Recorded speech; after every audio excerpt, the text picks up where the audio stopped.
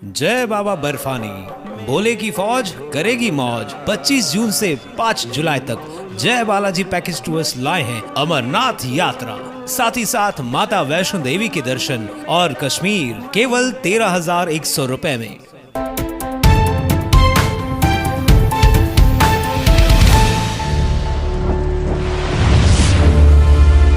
Town दर्शन news, समाचार ही नहीं विचार भी। नमस्कार, मैं अशोक पिन्नानी, आप देख रहे हैं टाउन दर्शन न्यूज। उल्लासनगर महानगर पालिका की तरफ से पे एंड पार्क का जो प्रस्ताव पास किया गया है, वो प्रस्ताव पास होने से पहले ही उल्लासनगर शहर की सबसे बड़ी व्यापारी संस्था उल्लासनगर ट्रेड एसोसिएशन ने इसका विरोध शुरू कर दिया। जैसे ही आपने देखा होगा, यूटीए के सलाहकार अजीत माखीजानी जी, वर्किंग प्रेसिडेंट दीपक सतलानी जी, प्रेसिडेंट सुमित चक्रवर्ती जी और कैंप नंबर 5 के अध्यक्ष दिनेश लहरानी जी के जैसे ही बयान आए, शहर के कई व्यापारी संगठनों ने इसका विरोध शुरू कर दिया है। और अब आगे की क्या रणनीति है, यह जानेंगे हम शहर में व्यापारियों की बुलंद आवाज़ के तौर पर अपनी पहचान बनाने वाले दीपक सतलानी जी, जो यूटीए के वर्किंग प्रेसिडेंट हैं। अशोक जी, जैसे ही हमको ये जानकारी मिली कि ऐसा प्रस्ताव आने वाला है, सबसे पहले विरोध मैंने ही किया और यूटीए की तरफ से हमने जैसे ही प्रस्ताव पास हुआ, कमिश्नर को मेल किया कि इसको रद्द किया जाए।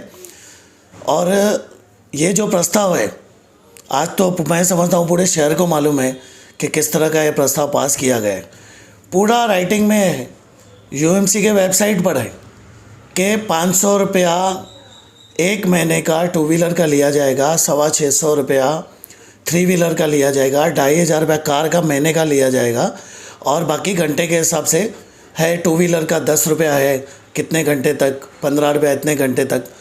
अगर हमारा ग्राहक, मैं जैसे होलसेल मार्केट की बात करूं, जहां का मैं अध्यक्ष हूं, ऐसा तो मैं शहर का वर्किंग प्रेसिडेंट हूं।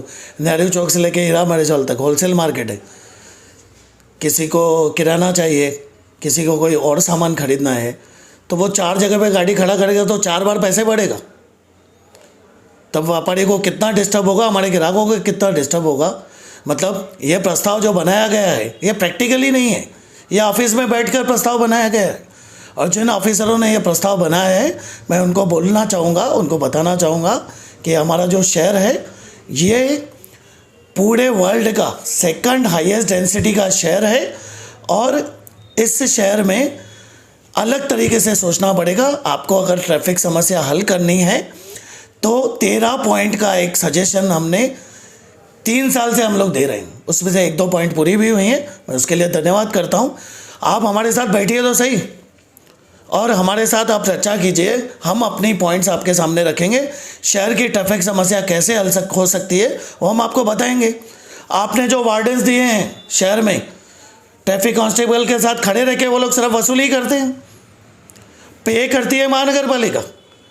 और ट्रैफिक कांस्टेबल के साथ में वार्डन चेकिंग कर रहा है कि आपको गाड़ी के कागज़ है नहीं है, लाइसेंस है नहीं है। उनको अधिकार है क्या? उनको प्योरली सिर्फ ट्रैफिक कंट्रोल करना है। आप एक मुझे वीडियो दिखाइए जहाँ पे ट्रैफिक वार्डन कंट्रोल कर रहा है, नहीं है। ये शहर की हमारी हालत है। आपने 26 साल हो गए महानगर पालिका को, एक पे एंड पार्क बनाया गया शहर में? आप पे एंड पार्क बनाइए, मल्टी स्टोरी बनाइए, या कोई हमारे को घाट मैदान दीजिए, वहाँ पर हम लोग ज़रूर पे एंड पार्क का पैसा बढ़ेंगे। हमारे जो ग्राहक आएंगे वहाँ पर जाके गाड़ी खड़ा कर देंगे। और कोई आपने प्लानिंग की है क्या सिटी के लिए? आप पहले सिटी के लिए कुछ प्लानिंग कीजिए। हैवी व्हीकल्स का टाइमिंग का इशू है। जो 3 व्हीलर और 4 व्हीलर है, जिसको हम लोग छोटा हाथी बोलते हैं, उसको खड़ा करने के लिए कोई जगह आपने दी है क्या? है क्या शहर में कोई इधर जगह? इलीगल ऑटो रिक्शा के ऊपर कभी आपने एक्शन लिया है? इलीगल स्टैंड है रिक्शा स्टैंड, जितने भी जिधर मर्जी पड़ती है, जो बोर्ड लग जाता है ये स्टैंड है रिक्शा का, कभी आपने कार्रवाई की है? सिर्फ आपको व्यापारी दिखता है हर जगह पर। जो 40 रुपये आप ले रहे हैं फेरी वालों से, और वो फेरी वाला वहाँ पर वट से बैठ रहा है, वो व्यापारी के खिलाफ। अभी ये पे एंड पार्क पॉलिसी लेकर आ रहे, वो व्यापारी के खिलाफ। क्या आपने व्यापारियों के लिए सहूलत की है?